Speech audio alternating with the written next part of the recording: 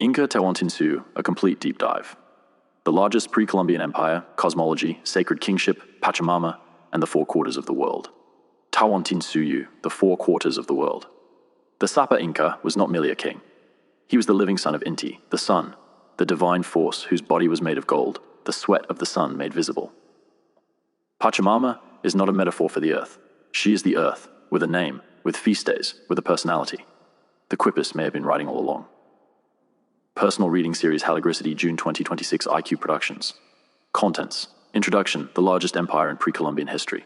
Part 1, Tawantinsuyu, the four quarters of the world. Part 2, the Sapa Inca, divine sacred kingship. Part 3, Viracocha, the creator god. Part 4, Inti, the sun god and state religion. Part 5, the Coricancha, the temple of the sun. Part 6, Mamaquilla, the moon goddess. Part 7, Pachamama, the living earth deity.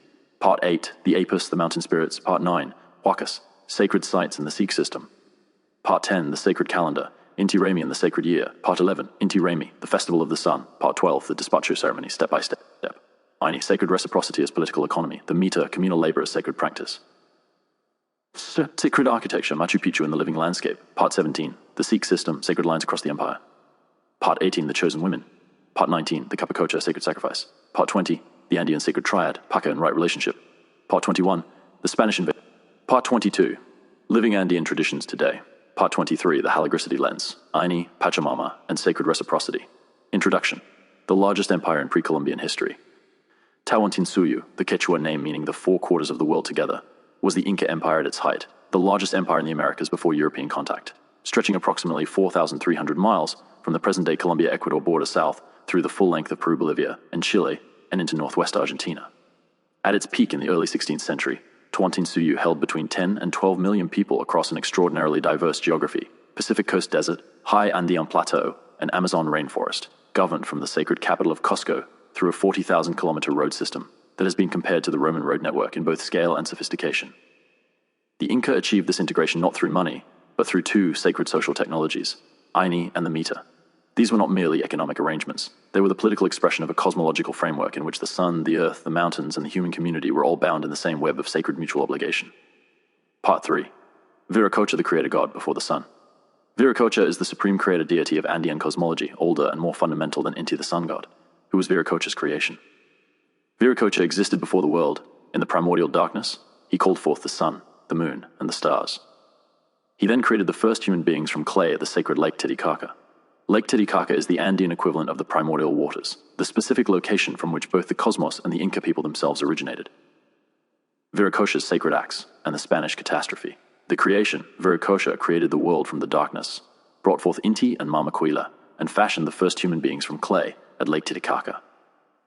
He then walked through the Andes in disguise, sometimes as a beggar, sometimes as an old man, teaching the people agriculture, weaving, and the sacred practices needed for right relationship with the cosmos.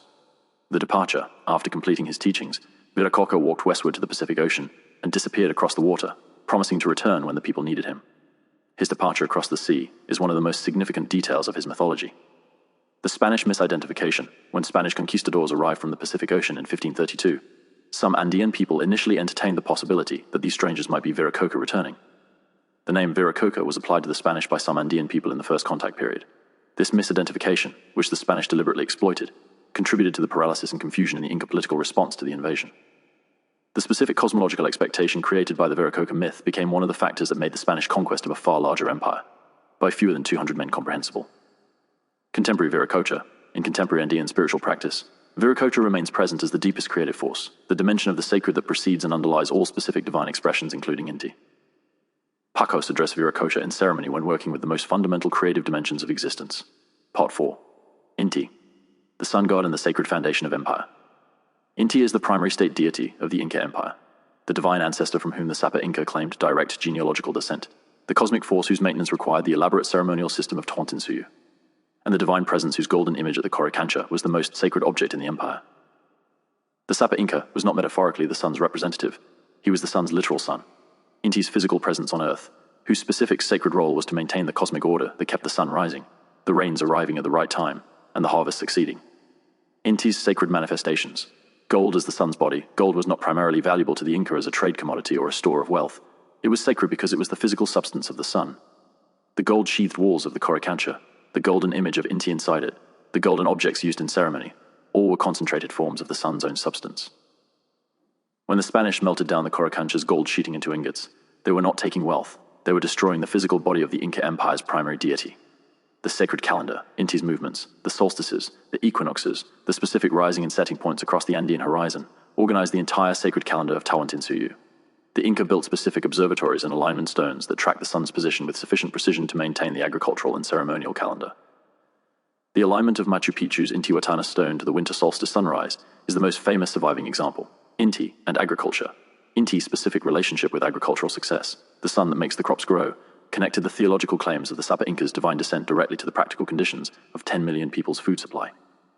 A Sapa Inca who maintained right relationship with Inti maintained the cosmic order that made agriculture possible. A disruption of the sacred order threatened not just political authority but the physical conditions of existence. Part 7. Pachamama, the living earth deity. Pachamama is the most universally present and most personally accessible deity in Andean sacred tradition. The earth herself is a living, conscious, sacred being with specific preferences, specific feast days, specific requirements for relationship maintenance, and specific consequences when that relationship is neglected. She is not an abstraction or a philosophical concept.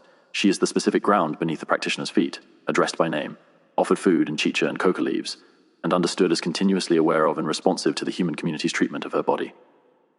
Pachamama and the Haligric framework. Pachamama is the single most important concept from the Andean tradition for haligricity, because she represents the most explicit and most theologically precise available ancient statement of what contemporary ecological spirituality is trying to recover: the earth as a sacred being in relationship, not a resource to be extracted from.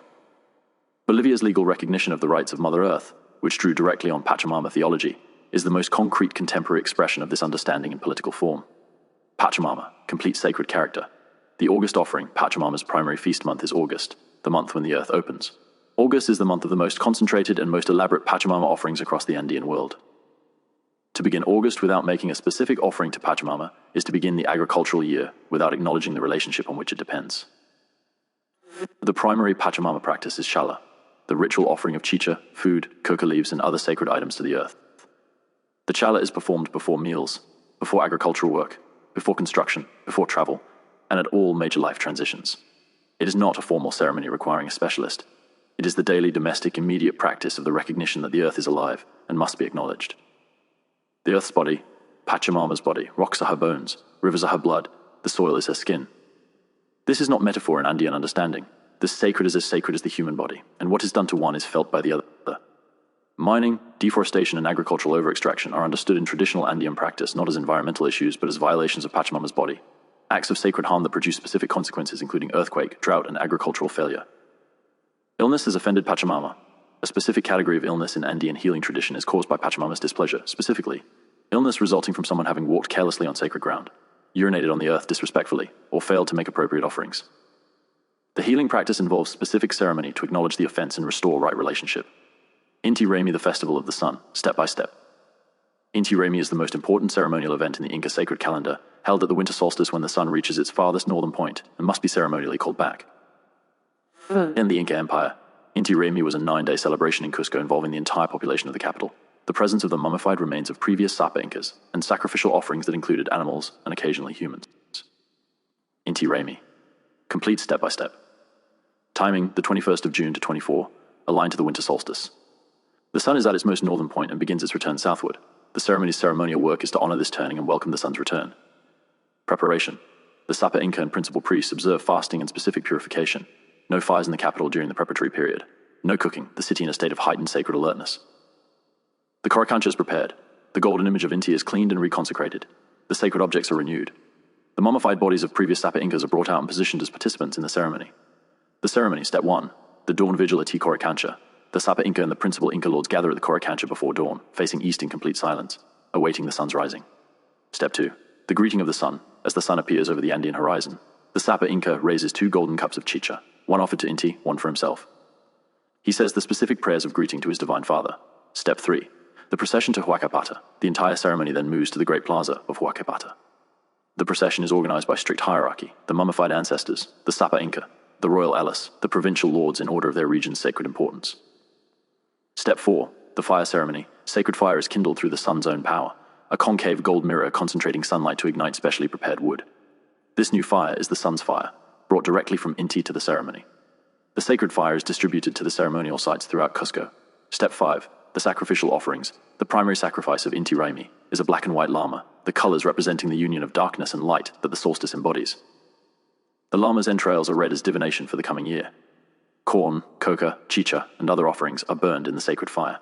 Step 6. The 9 days of celebration. The formal ceremony opens 9 days of dance, music, feasting, and celebration, during which the entire city participates in the renewal of the relationship with the sun. The Akla produce the chicha that is consumed throughout. The royal and provincial lords compete in demonstrations of loyalty and gift-giving to the Sapa Inca. Step 7. The contemporary ceremony. Inti was suppressed by Spanish colonial authorities in 1572. A reconstructed version has been performed annually at the Sacsayhuaman Fortress above Cusco since 1944, one of the largest annual festivals in South America, attended by tens of thousands and broadcast nationally in Peru. Part 12. The Despacho ceremony step by step. The despacho is the most commonly performed ceremony in living Andean sacred tradition. A ritual offering bundle assembled from specific symbolic items, prayed over, and then burned as a concentrated expression of the community's relationship with Pachamama and the Creator.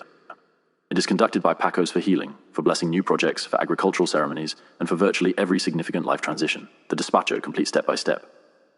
Timing. Despachos can be conducted at any time, but are most powerful at specific astronomical moments, solstices, equinoxes, full moons, and the August Pachamama season. The assembling of the materials, large rectangular piece of white paper kintu, 3 perfect coca leaves placed together sugar, for sweetness, for the abundance wished into the offering confetti, for celebration and color-dried flowers, for beauty and fragrance seeds, for fertility and the potential of new growth small animal crackers or figurines, symbolic offerings to the apis cotton, representing clouds and rain llama fat, the apis' specific food wine or chicha, for the deity's gold and silver paper, representing the solar and lunar dimensions specific items according to the ceremony's purpose. The ceremony step 1.